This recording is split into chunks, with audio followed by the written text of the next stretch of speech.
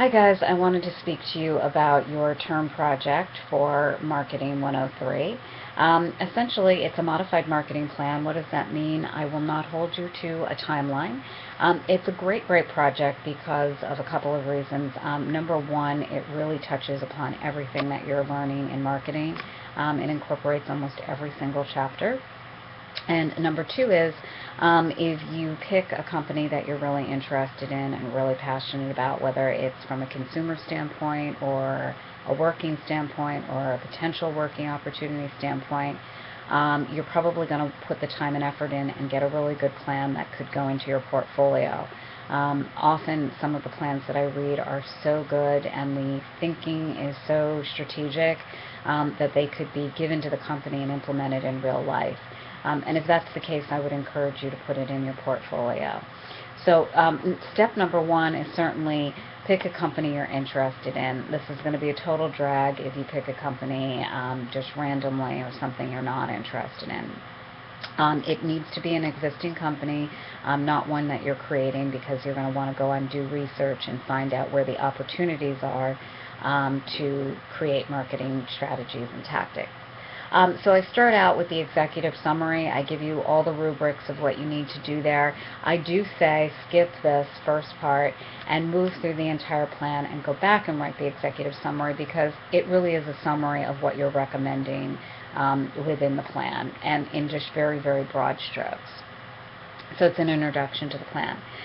The current marketing situation, or the situation analysis, what you're doing there is you're looking at the target market and the positioning of the company, and you want to look at it very specifically. So you want to look at the market description and certainly review the customer's needs and the marketing environment overall. You want to do a product review. Here people do get a little mixed up. You want to make sure that you're comparing or you're looking at a specific product if a company has more than one product, because when you do a competitive analysis, it's too complicated to compare many products, especially for a project like this. So again, if you were to pick Estee Lauder, make sure that you pick one particular product there. Maybe it's your favorite perfume or your favorite makeup, and make sure that you just pick that particular product. You want to review the competition. This is really important. A lot of marketers get a ton of great information from what their competitors are doing, and if they have an upper hand, there may be something there that you can actually simulate or modify and use it for your company. And finally, what is the distribution, which are the chapter that you're working on this week. Again, do an analysis of what the distribution methods are. Often you can find threats or opportunities for marketing even in the distribution. You will also do a SWOT analysis, so you'll look at threats and opportunities and do an analysis there. And these all come from the chapter on looking at the environment. We talked about the macro and micro environments. So you'll want to review that chapter if you're having any issues with either one of these sections. You're then going to create some objectives, and certainly here you're welcome to also mention any issues that you might be addressing or issues that you feel are insurmountable but that you want to mention. So again, they can be fairly broad objectives.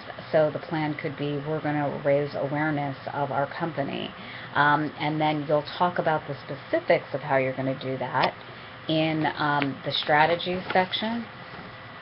And everybody should know the difference between strategies and tactics. Again, strategies are broad strokes, and the marketing tactics are the specifics. So you'll go a little more detailed in talking about the market strategy. So you'll talk about the target markets and the positioning. And certainly if there are changes there, you'll have more to say than not. And then you'll talk about your marketing tactics or your action program, which I really feel is the meat of the marketing program. And it's where you have the most opportunity to be creative. So these are the real specifics.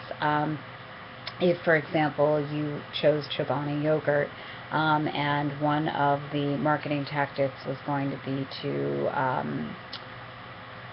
have Chobani yogurt dropped out of planes on Times Square, which would be a real public relations bonanza as well as a marketing bonanza for the consumer, as long as nobody got hurt.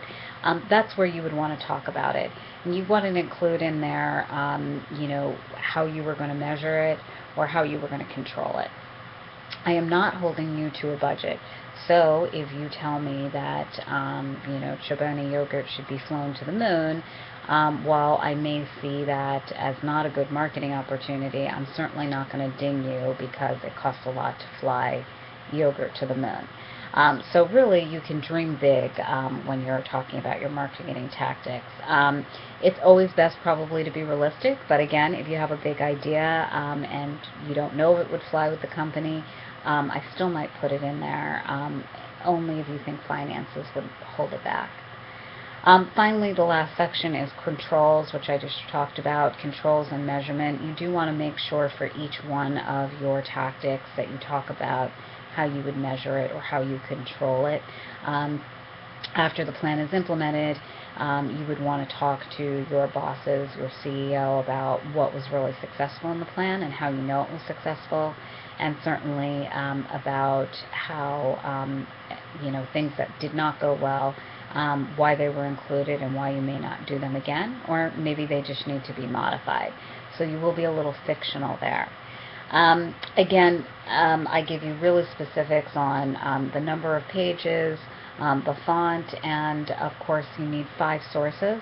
I highly, highly, highly recommend going to the LIM library or accessing it online. It's a great library. It's got a ton of resources, and we also have exceptional librarians. To get you started, there's certainly some great databases like LexisNexis where you can pull up articles on your company and industry-related articles for looking at the big picture. Also, Hoover's is a great way to look at the specifics of a company. So do make sure that you have 5 sources for your paper. Questions, please post them in the instructor's office, or of course you can email me, and I will address big questions that I get that everybody might be asking online. Thanks, guys, and good luck.